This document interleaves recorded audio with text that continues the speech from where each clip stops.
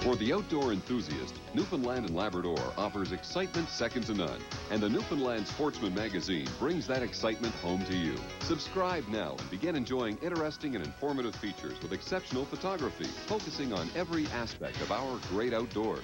Order now and receive 6 exciting issues a year for the low price of only $21.35. Or subscribe for 2 years and get 12 issues for only $38.04 and save 25% off newsstand prices. The Newfoundland Sportsman Magazine.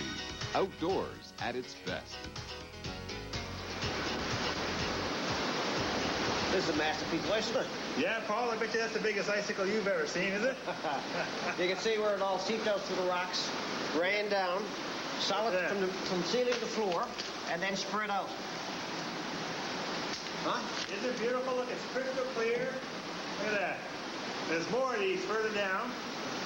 Hopefully we'll find some bigger ones. You were saying that you were down in the summer, but this is much more spectacular than winter. Oh, yes, sis. This is almost like a, I don't know if you call it a china shop or a crystal shop. Yes, you have to be careful because they're hanging down and you can hit it with your helmet or whatever. Yeah, and if you break them, Paul, you've got to pay for the whole works of them.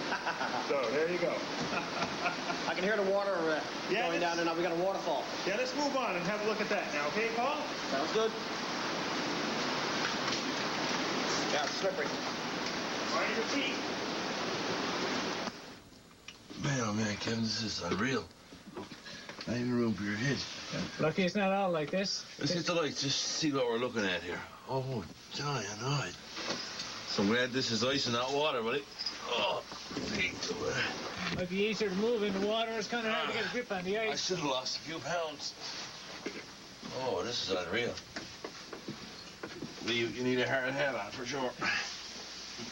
Boy, this is something else. How many people in Newfoundland now can realize the type of attractions we have like this around here? It's not bad to push off the sides, Dwight. When you splash your foot. You need a pair of skates on. You don't have the headroom. A tight squeeze, Kevin. Yeah. Hard the nerves, too, I tell you.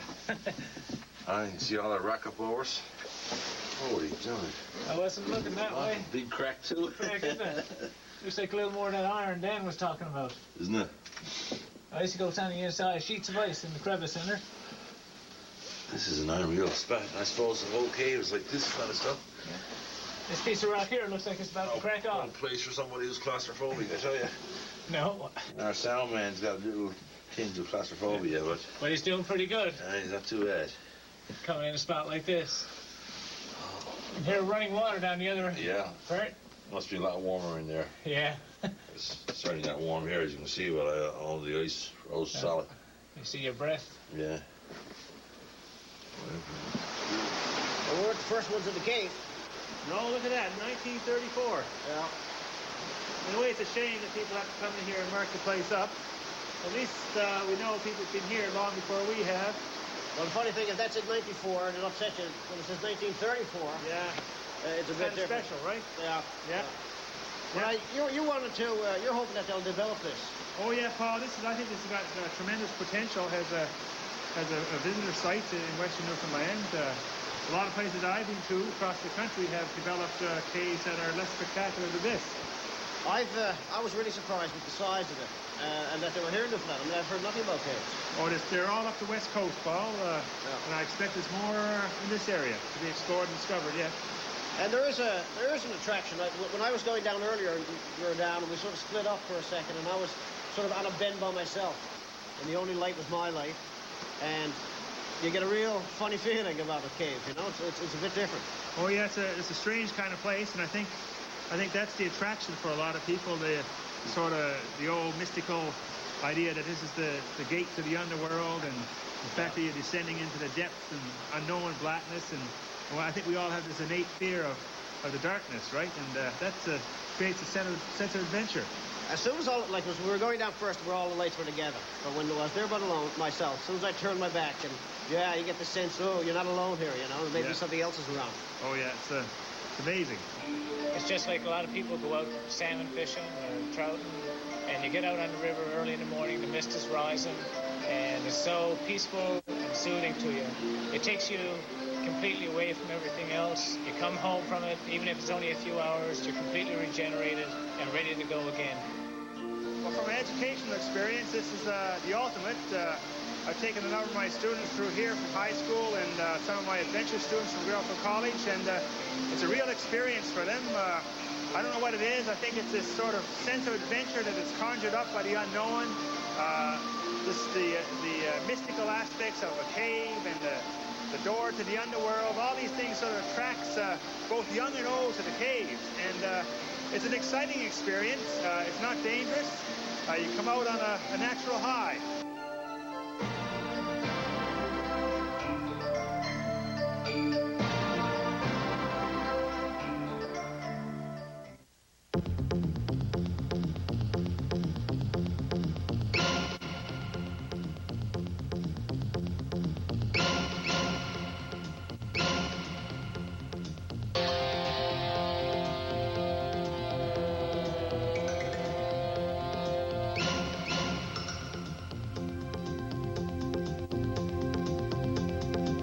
Our top elevation is 2,200 feet. We're skiing roughly the same vertical as Marble. Our base is a bit higher, but the top is a bit higher. So we're skiing around about 1,600. But now in this bowl that we can't see today, you know, the bowl's about a mile wide. There's not a rock, stick, tree, stump, nothing. It's completely bowled out. Nice, gentle, intermediate stuff. Has big extremes on each side, but real gentle stuff in the middle. And the run is about 2 miles long. So it's, you know, it's pretty good. We take people, we do them, you know, take them up 8 times a day. So that they add all of that together, you get about 12,000 vertical feet. You've got to be in good shape. You want to be reasonable.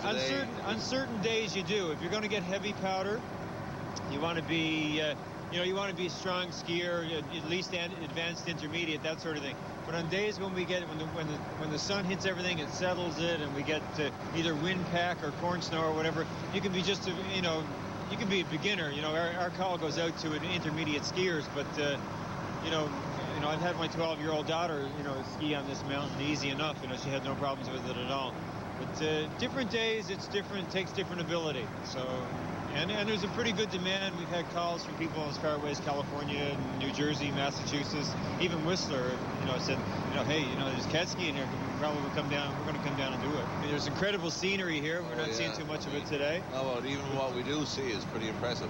And we're skiing on the same geology as Gros Morne. And, you know, you get your Peridite and Gabbro, that sort of thing. All along range mountains. Yeah, you know, so, you know, we're not in the park, but we've sort of got a lot of the same geology. A lot of people who come to do the Gros Morne thing are really interested in, you know, in the geology and terrain and that sort of thing. I don't think there's anybody else in Newfoundland that provides the type of service that you're providing using these machines. Well, to get backcountry. Eastern North America, let alone Newfoundland. Is that right? Nobody east of Alberta, Colorado, that sort of thing, you know, BC is doing this. And we were in Powder Magazine in November, sort of the What's New section of the magazine. And Powder called, you know, said in the magazine that, you know, it's the first cat skiing operation in Eastern North America. All right, Dwight. Pot's on. Here you go, boy. Nice and hot on a cold day. Well, it's going to warm the bellies. There you go. Well, you're a hot cup of tea. I suppose you're used to giving out a few cups of tea once in a while with your lodge, lodge. You got to give out a lot more than a cup of tea sometimes. It's well worth it.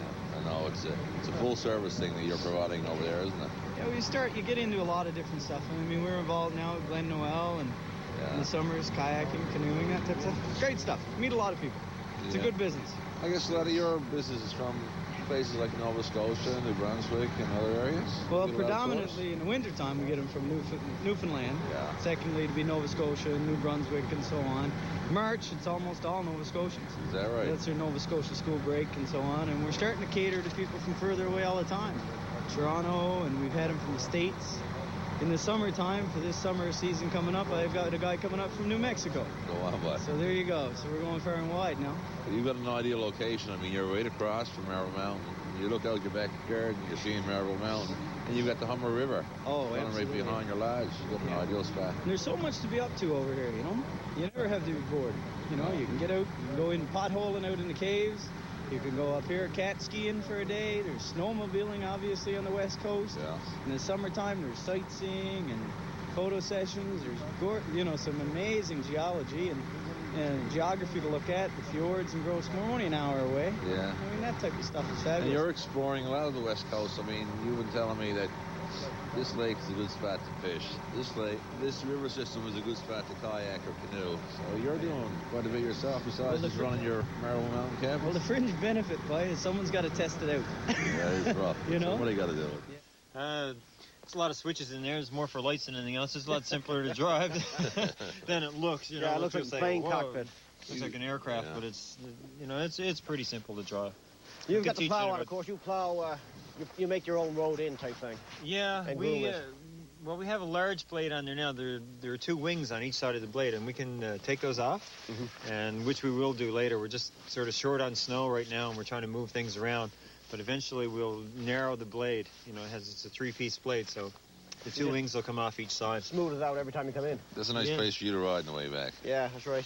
Plow it up. Now, these are extra wide tracks. I noticed the other smaller machine that you got there don't have them near as wide as that. No, this is called a symmetrical track, and they're roughly about 5 feet wide. And you can actually get a wider track than this, but we wouldn't need it for where we're trying to squeeze to sometimes, that sort of thing. But this is a standard track. It's 5 feet wide, steel crosslinks, rubber belts, and that sort of thing. And it has pretty good flotation. It'll get you where you're going. Oh yeah, it's a good climber.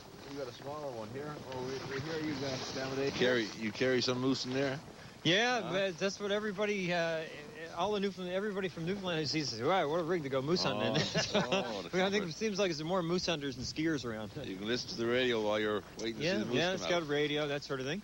This is an interesting thing in the market these days. These are wider skis. These are powder skis. Yeah. Okay, and they give people better flotation in powder, and it's easier, to turn and that sort of thing, and you stay a little higher. So anybody who's intimidated by powder skiing, we can put a pair of those on them, and then they sort of stay up a little higher, and they're a little more stable than they would be on their own normal skis. So we take 8 or 10 pairs of those with us, and people bring their own skis, but we have a supply of fat skis that we can put them on if they're having trouble in deep powder.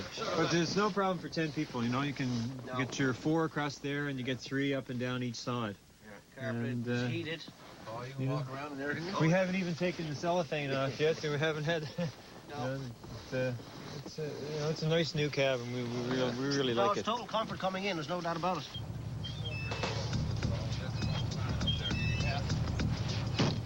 Well, the way it took a little persuasion, but Glenn finally let me try to drive this contraption. Yeah, Paul, but look what he gave you. A little fella just your size. Even then I was still looking for my seatbelt.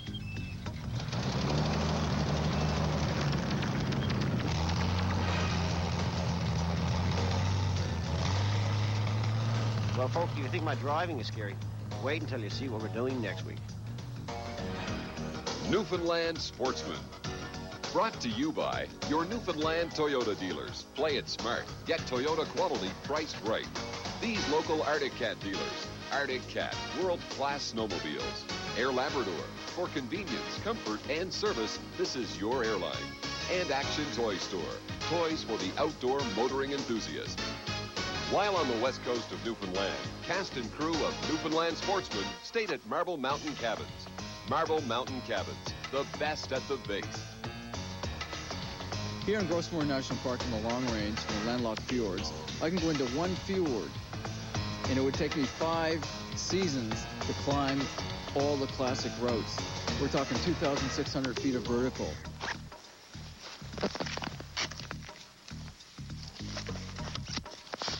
Join us next week near Grossmoor National Park for some ice climbing and see if we can make that.